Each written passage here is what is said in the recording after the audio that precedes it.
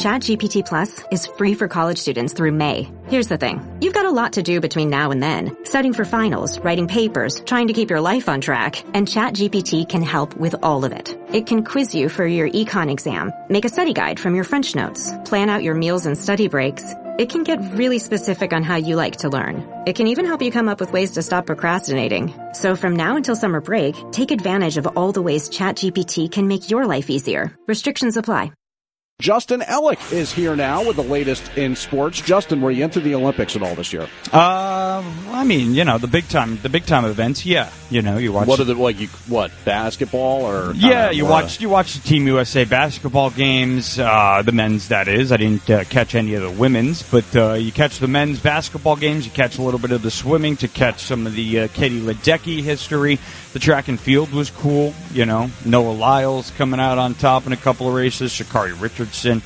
So that stuff's electric. Yeah, but, I agree with you. I like the track stuff. The swimming's pretty cool. Yeah, I watched some basketball. I watched the gold medal game for the men's. Right, exactly. I watched Steph Curry cook. Exactly. Exactly. Chef Curry, if you will. Chef Curry. Flipping. Mm-hmm. We'll get into that shortly here.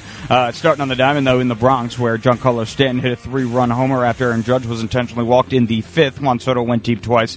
Judge hit his MLB best 42nd homer, and the Yankees hung on for an 8-7 victory over the visiting Texas Rangers. Judge reached base 4 times, marking the 41st time he reached base at least 3 times this season. He singled twice and homered for the first time since August 3rd, when Toronto walked in with 2 outs and nobody on base in the 2nd inning following his 41st homer. The Yankees moved back into a tie for first place with the Baltimore Orioles, playing in his 9th game since missing 28 with a hamstring injury. Stanton tied a season high with 4 RBI and homered in consecutive games for the first time since June 11th to the 12th in Kansas City to reach 20 homers for the 13th time in his first 15 seasons. He became the 17th player in baseball history to hit 20 homers in 13 of his first 15 years. He also became the 3rd player to have 13 20-homer seasons since 2010. Soto hit a solo homer off Texas starter Andrew Heaney in the 3rd and connected again in the 7th off of Andrew Chafin. Soto reached 30 homers for the first time in his career as the Yankees won for the 10th time in 14 games and improved to 13 and 17 in games started by left-handers this season.